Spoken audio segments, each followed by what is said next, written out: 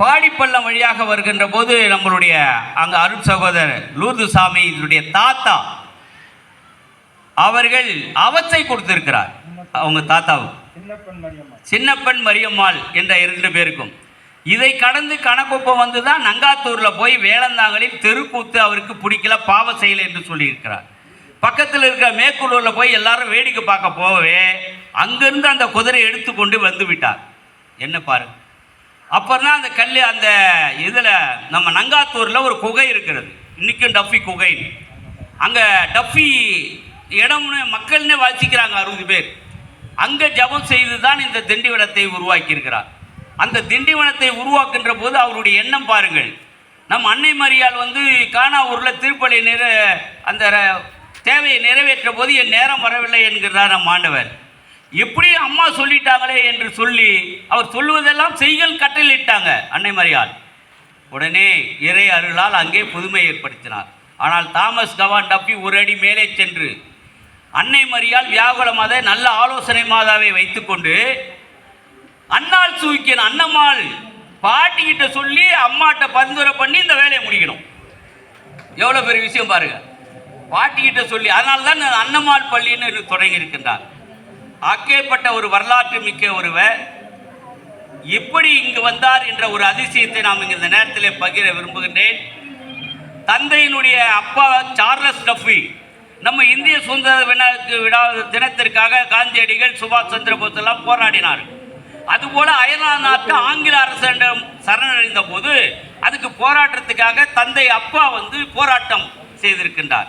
இவரை பிடித்து நாட்டுக்கு கிளர்ச்சி செய்கிறார் என்று சிறைச்சாலை. உடனே விக்டோரியா மகாராணி அவர்கள் இவருக்கு தூக்கு தண்டனை கொடுக்கிறார்கள். யார்? தந்தை டஃபினுடைய தந்தைக்கு.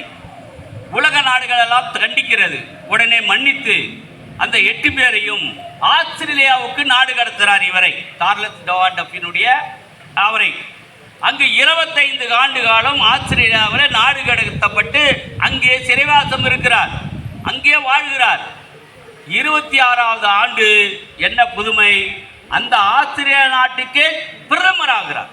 பாருங்க எந்த கடவுளின் செயல்.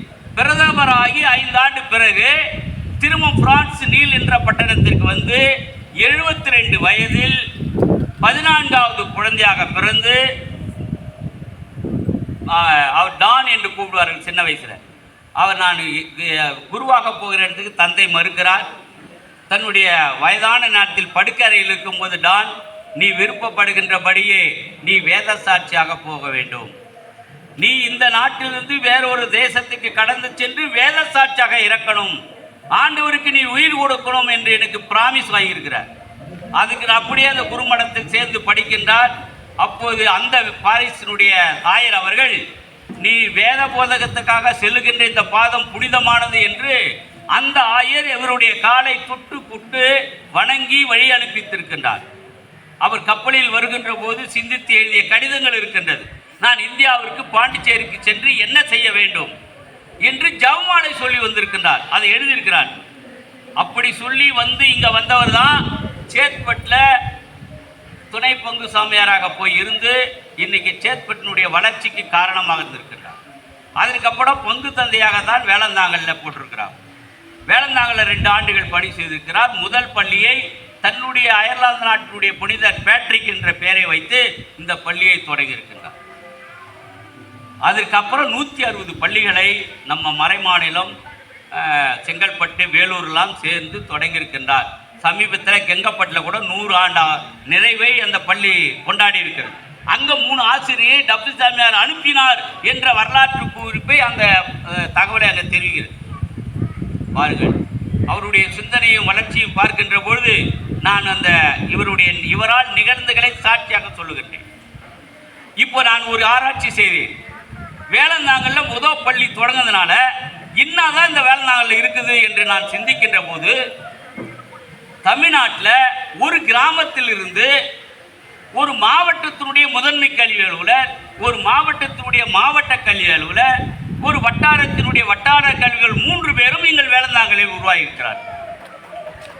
எங்கள் அத்தை முதன்மை கல்வி அலுவலர்கள், இன்னொரு சின்னம்மா மாவட்ட கல்வி அலுவலர்கள், நான் ஒரு வட்டார கல்வி அலுவலர்கள் 12 ஆண்டுகள். அப்போ என்ன இதெல்லாம் யார் மூலம்? தந்தை கால் வைத்து அந்த பள்ளிக்கூடத்தினுடைய வரலாறு. இன்னொரு அதிசயத்தை பார்த்தேன். இதுபோல கணக்குப்பத்தில் இருக்கும்.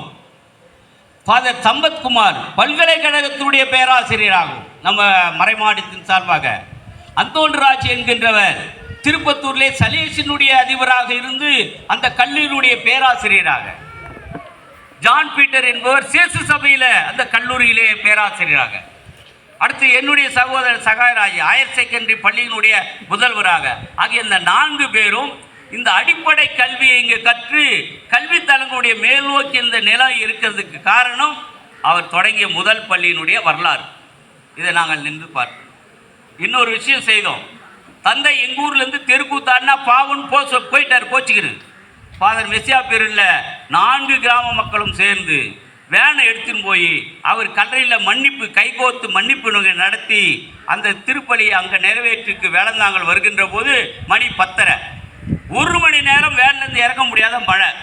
எங்களுக்கு ஒரு அறிகுறி, தந்தை அவர்கள் இரக்கம் பெற்று விட்டார்கள்.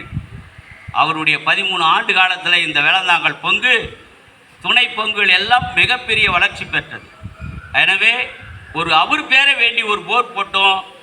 250 அடியில் தண்ணி வந்தது. அவர் தொடங்கிய முதல் பள்ளிக்கூடத்தை மாற்றி தந்தையினுடைய ஜப இல்லம் என்ற கூடுகை என்ற ஒரு கூடம் கட்டியிருக்கிறாங்க. அவர் கட்டிய முதல் அறுவீடு, அதில் அவருடைய தந்தையினுடைய திருப்படம் வைத்தோம்.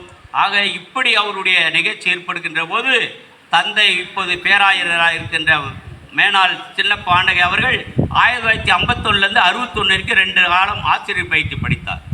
அவர் இந்த கூடுகைகளுக்கெல்லாம் ஆலோசகராக ஒரு சிறப்பு வழிகாட்டியாக இருந்து கொண்டு அவரே ஒரு பாடல் எழுதி அந்த பாடலை திருப்பயணமாக திண்டிவனம் பங்கிலிருந்து அவருடைய கல்லறைக்கு பயணமாக சென்று பார்த்தார். ஒரு என்ன ஆச்சரியம், இந்த 3 பேர் இணைந்து அவருக்காக திருப்பலி ஒப்பு கொடுக்கலாம் என்ற ஒரு எண்ணத்தை உருவாக்கியது கடவுள்தான். உண்மையாக சொல்வேன்.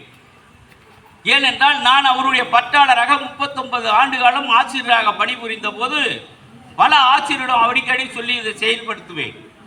அப்போது அவருடைய எண்ணங்கள் உருவான பிற்பாடு திருப்பலி நிறைவேற்ற, ஏன் அவருக்கு திருப்பலி நிறைவேற்ற வேண்டும் என்றால் மக்களை பார்த்து பூச வைத்தது வேளந்தாங்கல். பூசைக்கு முன்னாடி ஜெபமாலை சொல்லுகின்ற பழக்கத்தையும் 10ஆம் 10 நாட்கள் அனுமதி வாங்கி அதை ஜெபிக்கும் பழக்கத்தை இறை மக்களை இறைவனோடு இணைக்கின்ற ஒரு உறவு பாலத்தை ஏற்படுத்தியவர். இன்னும் சொல்ல வேண்டாம், இன்றைக்கு தமிழக அரசு பள்ளிகளிலே 5ஆம் வகுப்பு 8ஆம் வகுப்பு இருக்கின்ற பாடத்திட்டங்கள் என்னது ஆலோசனை, வழிகாட்டி, துணை கருவிகள், மோட்டிவேஷன் என்ற 5 மெத்தடை ஆங்கிலேய அரசுக்கு கொடுத்து வழிகாட்டி இன்று அந்த சிலபஸ் இருக்கு. தென்னிந்தியாவினுடைய கேரளா, ஆந்திரா, கர்நாடகா மாநிலங்களில் இருக்கின்ற ஆட்சி பள்ளிகளுடைய பல ஆயிரம் பள்ளிகள் இருந்திருக்கின்றன. அந்த பள்ளிகளுக்கெல்லாம் அவர் செயலராக இருந்திருக்கின்றார்.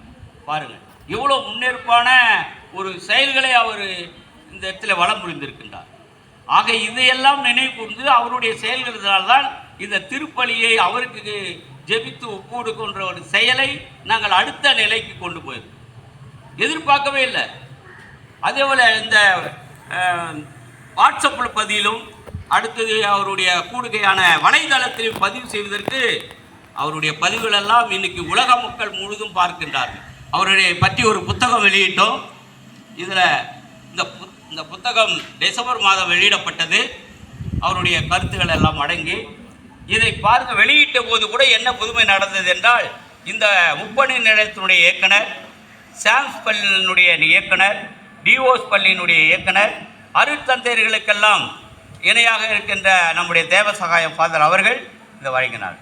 இந்த நேரத்திலே தந்தை அவர்களுக்கு ஒரு கூடுகையான ஒரு செயல் என்றால், தந்தை தேவசகாயம் அவர்கள் திண்டிவனத்தினுடைய உள்விடுதியினுடைய 100வது ஆண்டு நிறைவு விழாவில் நம்முடைய பேராயர் நன்றி திருப்பி வைத்தார். அப்பொழுது நம்முடைய தந்தை அவர்கள் இந்த திண்டிவனத்தினுடைய அருட்பணியாளர் தாமஸ் கவாண்டபி இறை ஊழியர் அருளால் நிலைக்கு உயர்த்தப்பட வேண்டும் என்ற கோரிக்கையை சென்ற வருடம் ஏப்ரல் மாதம் கோரிக்கையாக தம்முடைய பேராயரிடத்தில் வைத்தார். கைத்தட்டுக்குமா. நம்ம மண்ணின் வைந்த இந்த நிகழ்வை பதிவைத்து செய்தனுடைய அடிப்படையில் தான் இன்று இந்த ஜெபக்குழுவால் இந்த நிகழ்வு வளர்கிறது. இன்னும் சொல்லப்படும் என்றால், அவர் இதுக்கு தகுந்த ஆலோசனை கொடுத்து இன்னொரு புதுமை, நான் அங்கே வட்டார கலையில் இருந்த போது அந்த திருப்பள்ளியில் வாசகம் கேட்டிருந்தேன். போஸ்கோப்பாது அவரும் நம்ம மண்ணின்